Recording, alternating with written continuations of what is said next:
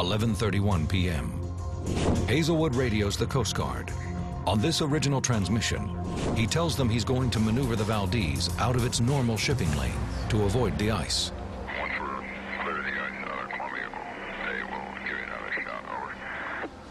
But avoiding the ice heads the Valdez toward another potential hazard, Bligh Reef. The reef is 1.5 miles outside the shipping lanes. In some areas, its jagged rocks are hidden just below the surface of the water.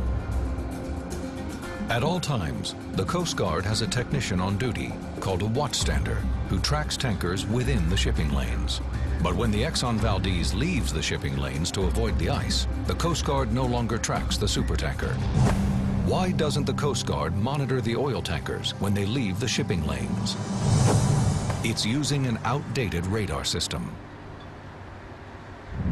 In fact, the Valdez radars are only reliable out to Rocky Point, about 14 miles from port. Beyond that, tanker captains have to navigate past the ice floes unassisted. Despite the outdated technology, the system seems to work. There have been no major spills since the pipeline opened in 1977, an excellent safety record that gives the Valdez Coast Guard little reason to think it should upgrade its radar. After all, it's been 12 years. There'd never been an accident. Everything was going routine. Why spend extra money? 11:53 p.m. Hazelwood retires to his quarters to catch up on work. He leaves third mate Gregory Cousins in charge of the wheelhouse. Cousins has 3 years of experience, but is not certified to pilot a tanker in Prince William Sound. Yet it will be his job to thread the needle between Bligh Reef and the icebergs, a gap only 9/10 of a mile wide. Why does Captain Hazelwood put the third mate at the helm?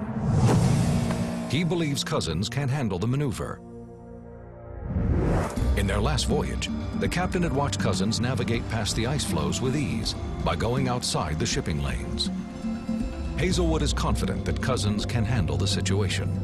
I asked him if he was comfortable with conducting the maneuver. He said he was. I told him to call me when he started the maneuver, and I was 10 stair steps away from him.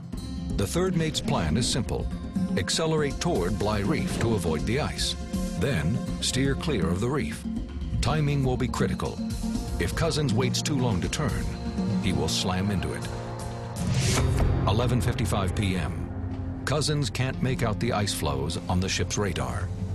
He calls Hazelwood and says, quote, "I think there's a chance that we may get into the edge of this ice."